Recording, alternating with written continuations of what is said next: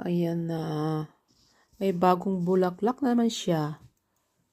Saka, ayan yung isa. Ito, yung isa pa rin. At saka meron pa dyan. Ayan. Yun lang talaga yung klaseng bulaklak. Ayan lang talaga. Dalawang piraso. Kaso malaki lang siya. Malaki ang pirasong dahon niya. Ayan na.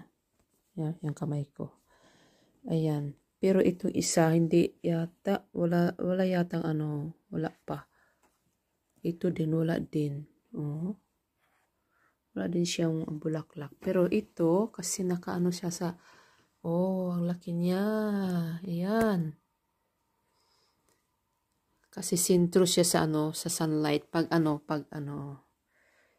sun. At saka nandito lang siya sa gilid ng bintana.